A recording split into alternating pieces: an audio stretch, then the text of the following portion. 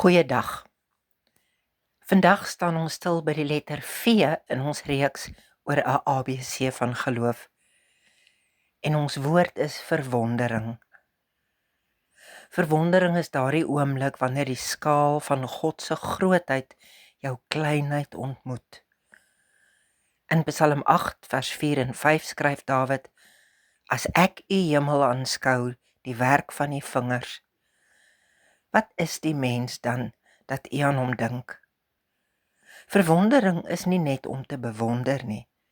Dit is om oorweldig te word deur die feit dat die skepper van die heelal jou by die naam ken. Dit is 'n reaksie van die hart wat verder gaan as blote kennis. In Lukas 5 vers 26 lees ons dat nadat Jesus 'n verlamde man genees het, die mense met verwondering vervul is en gesê het: Ons het vandag ongelooflike dinge gesien. Verwondering gebeur wanneer ons God se krag in aksie sien en besef dat hy steeds wonderwerke doen. Soms in groot gebare, maar dikwels in die fyn besonderhede van die alledaagse. Psalm 139 vers 14 herinner ons aan die wonder van ons eie bestaan. Ek loof u omdat u so vreeslik wonderbaar gemaak is. Wanneer ons onsself of die natuur bestudeer, behoort dit ons nie na onsself te lei nie, maar na die meesterontwerper.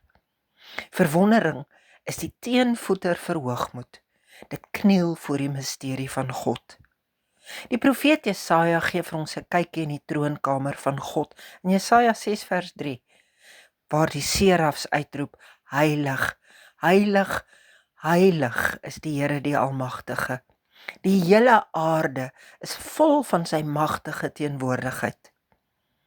Verwondering is om te besef dat ons op heilige grond staan, of ons nou in 'n kerk is of in die natuur.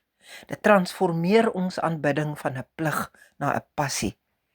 Die teenoorgestelde van verwondering is onverskilligheid. Om gewoon te raak aan God se genade. Maar wanneer ons met verwondering leef, word elke sonsopkoms, elke asemteug en elke vers in die Bybel 'n vars ontmoeting met die lewende God. Dit herinner ons dat ons God nie in 'n boksie kan plaas nie. Hy's altyd groter, dieper en heerliker as wat ons kan dink. Mag jy vandag met nuwe oë kyk. Moenie te vinnig leef nie. Laat God se grootheid jou weer vir 'n oomblik sprakeloos laat. Ek wil graag saam met jou bid. Vader, vergewe ons dat ons dikwels so gewoond raak aan u wonders dat ons ophou kyk. Maak ons oë vandag oop vir u teenwoordigheid in die wêreld rondom ons. Dankie dat u, die koning van die heelal, aan my dink en my liefhet.